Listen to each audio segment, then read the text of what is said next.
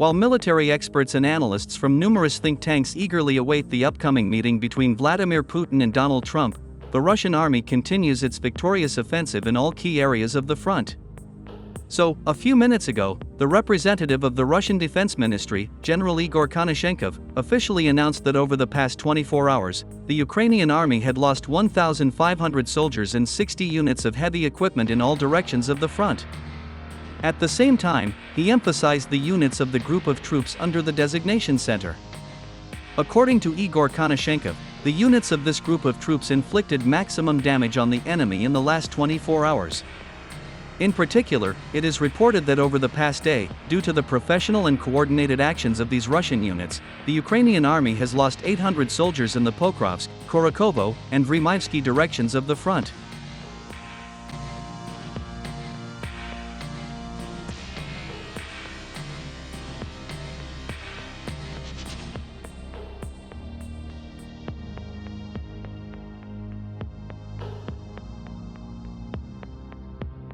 By the way, the Russian military department also announced the liberation of the settlements of Solnoy and Baranovka, in the Pokrovsk direction of the front. Moreover, it is reported that Russian troops have also achieved significant successes in the Korokovo direction of the front. In particular, war correspondents confirmed that after the Russian army liberated the settlement of Asukayeli, Russian troops managed to advance significantly toward the strategically important urban-type settlement of Ulikli.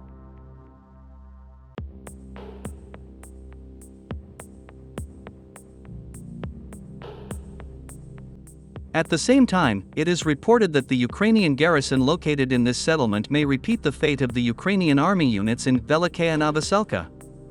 The fact is that Russian troops are attacking Ulikli from 3 directions at once, while the only escape route from this settlement is blocked by a water barrier, in the form of the Asukayeli River. Thus, it becomes clear that the only way for the Ukrainian army units to survive is to lay down their arms and surrender voluntarily.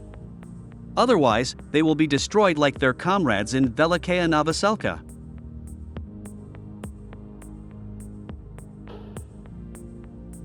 By the way, on January 25, Russian telegram channels confirmed that Russian troops had completely destroyed the encircled Ukrainian army units in the center of Velikaya Novoselka.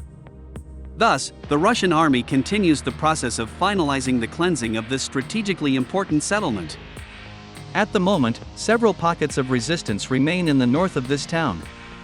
Reports indicate that several Ukrainian army units are trapped on the eastern bank of the Mokryili River and cannot escape from the city, because this water barrier obstructs the only exit route.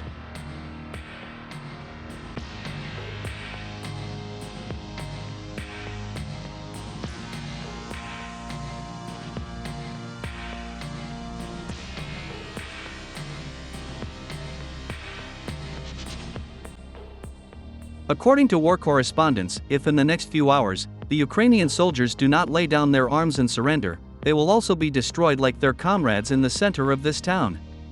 My dear truth seekers, after the complete cleansing of Velikaya Novoselka, the Russian High Military Command will turn this town into an important logistical hub.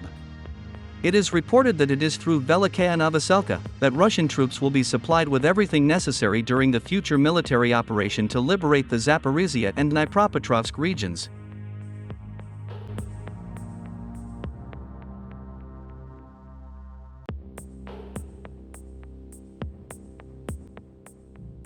Over the past 24 hours, Russian troops have also made significant gains in the Toretsk direction of the front.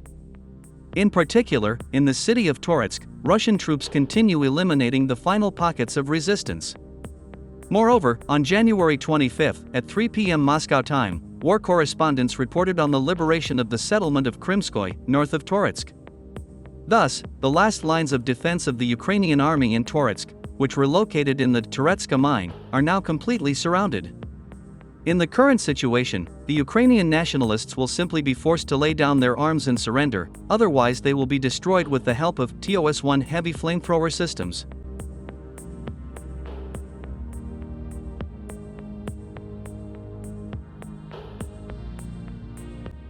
My friends, let me remind you that Toretsk was one of the important fortifications of the Ukrainian army in Donbass.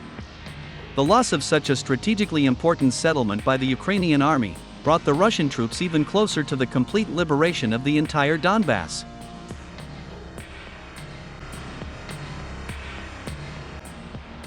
Meanwhile, the situation of Ukrainian nationalists and so-called foreign mercenaries continues to deteriorate rapidly in CHASIV YAR. After Russian troops took control of the refractory plant, which was the most powerful Ukrainian army stronghold in CHASIV YAR, the defense of this city began to crumble rapidly. Over the past 72 hours, Russian troops have not only dislodged Ukrainian army units from micro-districts such as Desyatoy and Novoseverny, but have also begun attacking the southeastern part of the city from the settlement of Stopachki. It is reported that as a result of powerful counterattacks on the flanks of the Ukrainian forces, Russian troops managed to capture the territory of a former children's camp, which was a powerful Ukrainian army stronghold in the southeastern part of the city.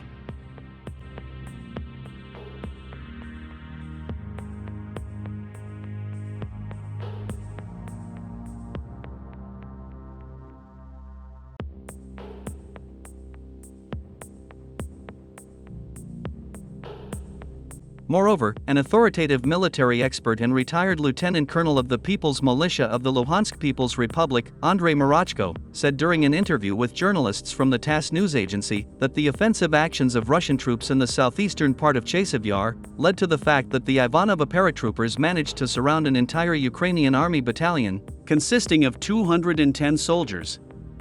At the same time, he added that over the past 24 hours, the Russian paratroopers had to destroy most of the enemy soldiers, as they constantly attempted to escape the encirclement. It is reported that at the moment there are about 120 enemy soldiers in the encirclement, among whom there are also so-called foreign mercenaries.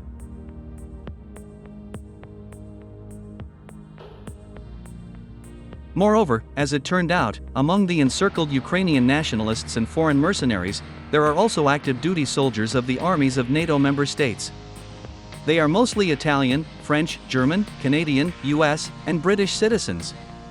At the same time, Andrei Marachko notes that the encircled enemy forces are doomed. They don't have a chance for salvation.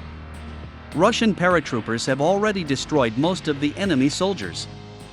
At the moment, they are finishing off the remnants of the pockets of resistance and preventing the escape of Ukrainian soldiers and foreign mercenaries from the encirclement zone. I think that within the next few hours, they will all be completely destroyed, Andrei Marachko said.